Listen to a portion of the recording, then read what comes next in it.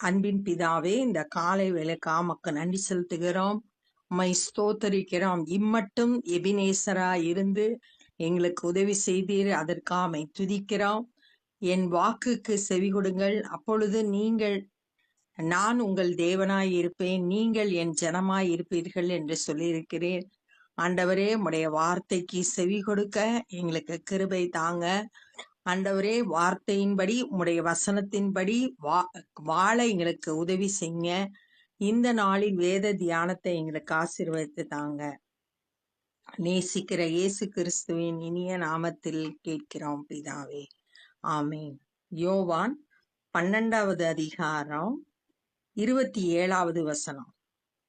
இப்பொழுது என் ஆத்துமா கலங்குகிறது, நான் என்ன சொல்லுவேன்? பிதாவே, இந்த வேளையில் நின்று என்னை இரட்சியும் என்று சொல்வேனோ. இங்க இயேசு கிறிஸ்து பேசுகிற வார்த்தைய நம்ம வாசித்தோம்.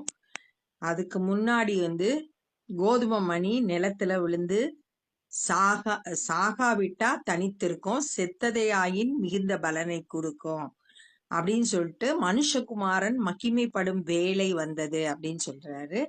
தன்னுடைய மரணத்தை குறித்து அங்க பேசும்போது என் ஆத்துமா கலங்குகிறது அப்படின்னு சொல்றாரு.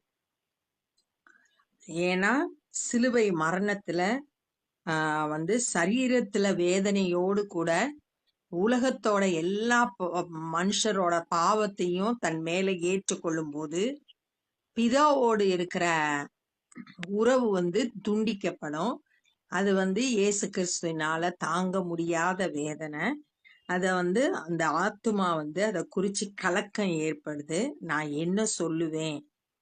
இந்த வேளையில் நின்று என்னை ரட்சியும் என்று சொல்வேனோ அப்படின்னு சொல்லிட்டு கேட்கிறாரு. பிதாவை நோக்கி இப்படி சொல்லிடுவேனோ அப்படின்றாரு. ஆனா ரட்சிப்பின் திட்டம் நிறைவேறும்படியாதான் இயேசு கிறிஸ்து இந்த உலகத்துக்கு வந்தாரு. ஜனங்களோட பாவத்தெல்லாம் சுமந்து தீர்க்கிறதுக்காகத்தான் இந்த உலகத்துக்கு வந்தாரு. இப்ப பிதாவின் சித்தத்தை செய்யணும். அப்ப அதனாலதான் இப்ப சொல்றாரு, இந்த வேலையில் நின்று என்னை ரட்சியும் என்று சொல்வேனோ அப்படின்னு கேட்டுட்டு, ஆகிலும் இதற்காகவே இந்த வேலைக்குள் வந்தேன், நான் இதற்காகத்தான் வந்தேன் அப்படின்னு சொல்லிட்டு தன்னுடைய வாழ்க்கையில தேவனுடைய சித்தம் நிறைவேறும்படியா தன்னை ஒப்பு கொடுக்கிறத பார்க்கிறோம். பிதாவே, உமது நாமத்தை மகிமைப்படுத்தும் என்றார். இப்ப என்ன ஜெபம் பண்றாருன்னா, உங்க நாமத்தை மகிமைப்படுத்துங்க அப்படின்னு ஜெபிக்கிறார். அப்பொழுது மகிமைப்படுத்தினேன், இன்னும் மகிமைப்படுத்துவேன் என்கிற சத்தம் வானத்திலிருந்து உண்டாயிற்று. வானத்திலிருந்து பிதாவோட சத்தத்தை கேட்கிறோம். இவர் ஜெபம் பண்றதுக்கு உம்முடைய நாமத்தை மகிமைப்படுத்தும் அப்படின்னு சொன்ன உடனே வானத்திலிருந்து ஒரு சத்தம் வருது, மகிமைப்படுத்தினேன், இன்னும் மகிமைப்படுத்துவேன் அப்படின்னு. ஏற்கனவே பிதாவோட சத்தத்தை 2 இடத்துல கேட்கிறோம். மத்தேயு 3:17 ஞானஸ்தானம் எடுத்து வெளியே வரும்போது, இவர் என்னுடைய நேசகுமாரன், இவரில் நான் பிரியமா இருக்கிறேன்னு சொன்ன சத்தத்தை கேட்டுச்சு. மத்தேயு 17வது அதிகாரம் 5வது வசனம், மறுரூப மலையில இவர் என்னுடைய நேசகுமாரன், இவருக்கு செவி கொடுங்கள் அப்படின்னு சொல்ற சத்தத்தை அங்கேயும் கேட்டுச்சு, பிதாவோட சத்தம். இங்க மறுபடியுமா மகிமைப்படுத்தினேன், இன்னும் மகிமைப்படுத்துவேன் அப்படின்ற சத்தம் உண்டாயிற்று. அங்கே நின்று கொண்டிருந்து அதை கேட்ட ஜனங்கள் இடி முழக்கம் உண்டாயிற்று என்றார்கள். அந்த சத்தத்தை கேட்ட உடனே ஏதோ இடி முழக்கம், பிதாவோட சத்தம்ன்றத அவங்க அறிந்து கொள்ளல. இடி முழக்கம் உண்டாயிற்று அப்படின்னு சொல்லிட்டு சொன்னாங்க. ஏன்னா கர்த்தருடைய சத்தம் வல்லமையானது, கர்த்தருடைய சத்தம் மகத்துவமானதுன்னு சொல்லிட்டு சங்கீதம் 29:4 வாசிக்கிறோம். வேறு சிலர் தேவதூதன் அவருடனே பேசினான் என்றார்கள். ஒரு சிலர் இடி முழக்கம்ன்றாங்க, ஒரு சிலர் தேவதூதன் பேசினான்னு சொல்றாங்க. இயேசு அவர்களை நோக்கி, இந்த சத்தம் என் நிமித்தம் உண்டாகாமல் உங்கள் நிமித்தமே உண்டாயிற்று. இந்த சத்தம் எனக்காக உண்டாகல, உங்களுக்காக உண்டாச்சு. இப்பொழுதே இந்த உலகத்துக்கு நியாய தீர்ப்பு உண்டாகிறது. இப்பொழுதே இந்த உலகத்தின் அதிபதி புறம்பே தள்ளப்படுவான்.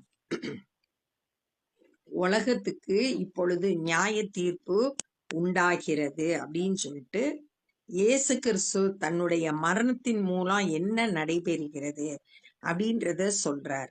உலகத்தின் அதிபதி, the ruler of the world அப்படின்னு சொல்லியிருக்கு.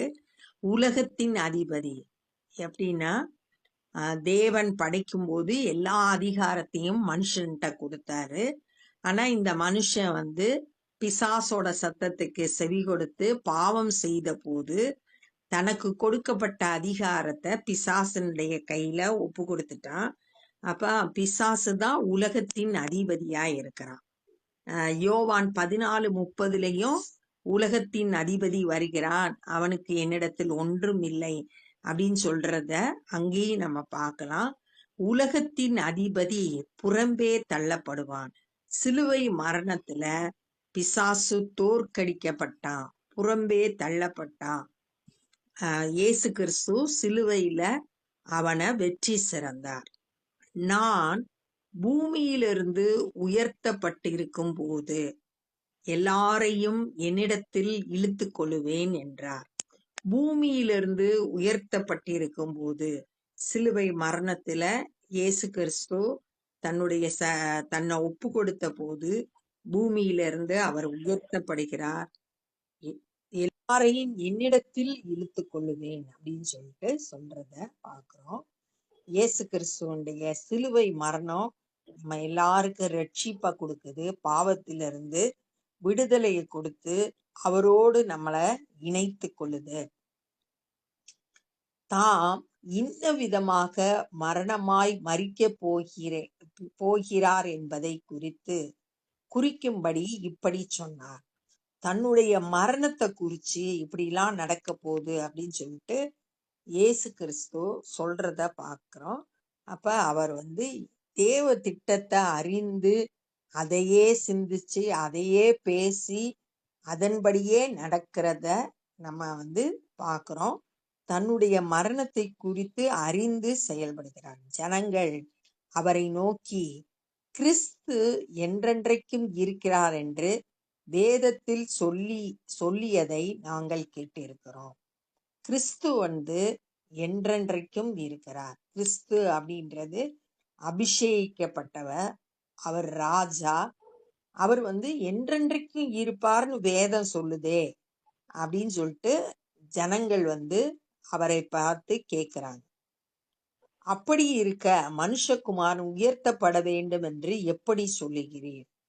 அந்த மனுஷகுமாரன் யார்? ஆனா நீங்க சொல்றீங்க மனுஷகுமாரன் உயர்த்தப்பட வேண்டும் அப்படின்னு சொல்றீங்க. சிலுவையில மரணம் அடையும் போதுதான் அந்த உயர்த்தப்படுகிறதுன்னு சொல்லியிருக்கு. மரணம் அடைய போறான்னு சொல்றீங்க, அப்ப மனுஷகுமாரன் யார் அப்படின்னு சொல்லிட்டு ஜனங்கள்கிட்ட கேள்வி ஏற்படுது. ஏன்னா 2 சாமுவேல் 7:16, சங்கீதம் 89:4-29 இது எல்லாத்துலயும் அவருடைய சிங்காசனம் என்றென்றைக்கும் இருக்கும் அப்படின்னு சொல்லிட்டு சொல்லப்பட்டிருக்கு.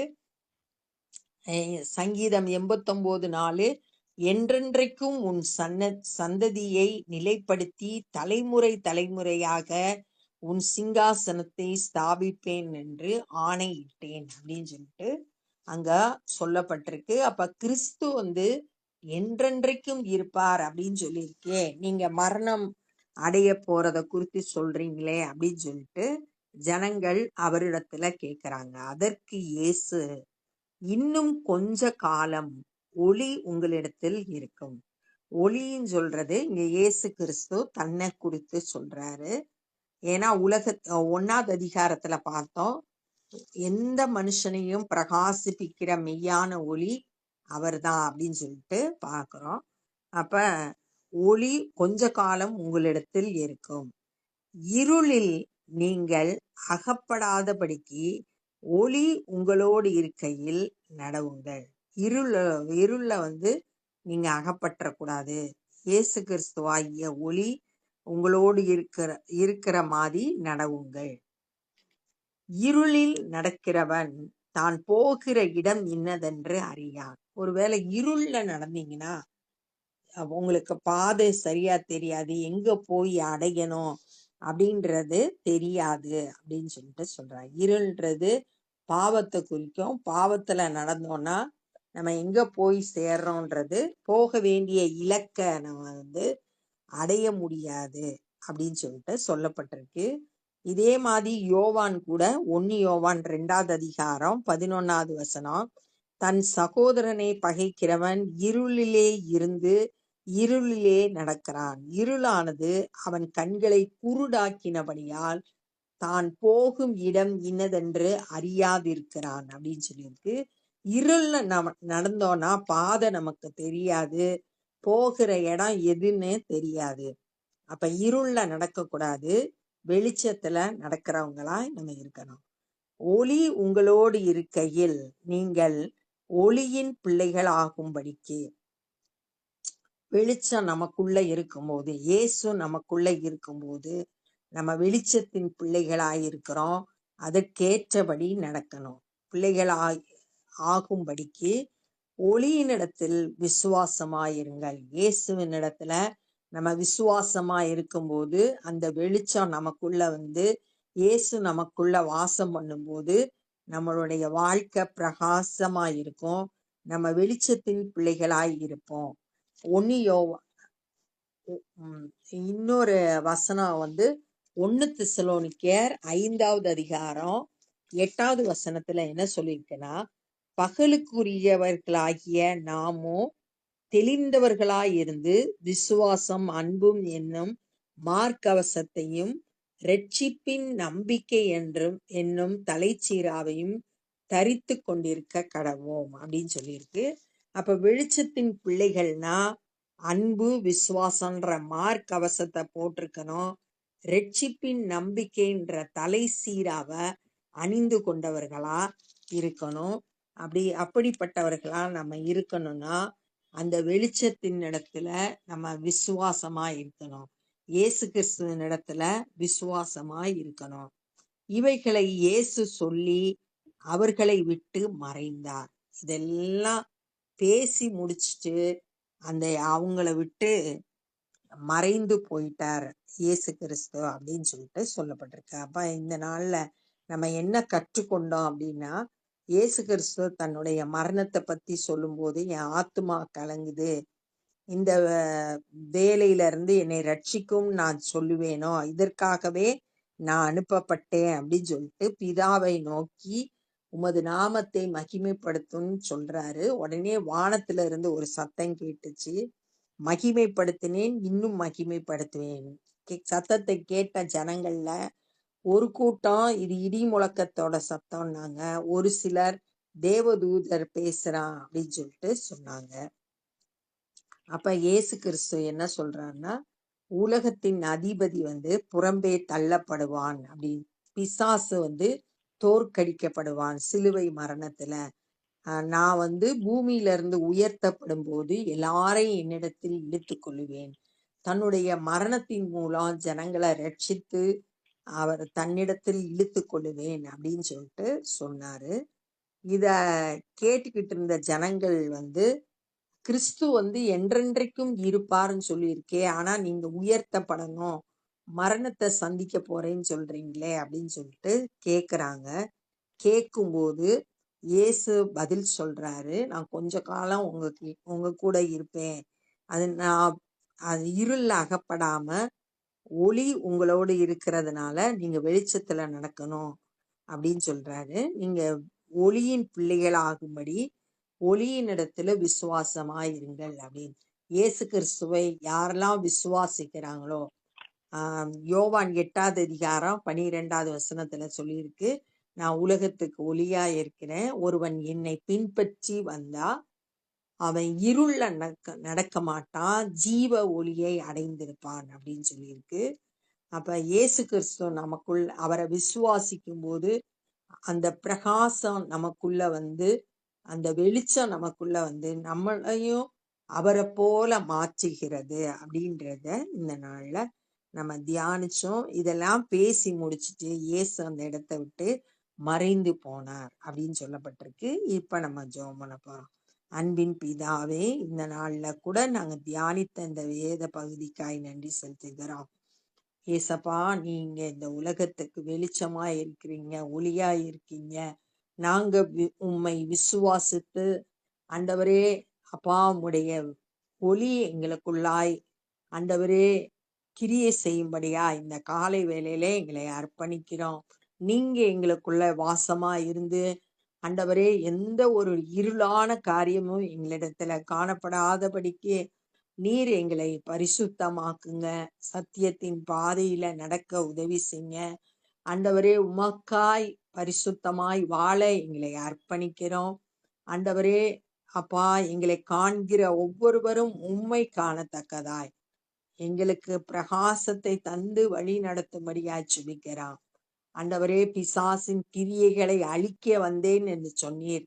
ஆண்டவரே, எந்த ஒரு ஆண்டவரே தவறான காரியமும் எங்களிடத்துல காணப்படாம, ஆண்டவரே இருளில நடக்காம ஜீவ ஒளியை பெற்றவர்களாய் உமக்கு சாட்சியாய் வாழ கிருபை செய்யுங்க. எங்களுடைய பேச்சு, எங்களுடைய நடத்தை, சிந்தனை, செயல்கள் எல்லாவற்றிலும் ஆண்டவரே பரிசுத்தம் காணப்பட கிருபை செய்யுங்க. இந்த நாள்ல சுவிசேஷ பணியை செய்கிறவர்களை கருத்தில் எடுத்து பயன்படுத்துங்க. அநேகர் சத்தியத்தை அறிந்து விடுதலை பெற்றுக்கொள்ள கிருபை தாரும். நாங்களும் எங்களால் இயன்ற சுவிசேஷ பணியை நிறைவேற்ற கர்த்தர் உதவி செய்யுங்க. எல்லா துதி கன மகிமையும் மக்கே செலுத்துகிறோம். நேசிக்கிற இயேசு கிறிஸ்துவின் இனிய நாமத்தில் கேட்கிறோம் பிதாவே, ஆமென். என் ஆத்துமாவே கர்த்தரை ஸ்தோத்திரி, என் முழுவலுமே பரிசுத்த நாமத்தை ஸ்தோத்திரி. என் ஆத்துமாவே கர்த்தரை ஸ்தோத்திரி, கர்த்தர் செய்த சகல உபகாரங்களை மறவாதே. ஆமென். God bless you.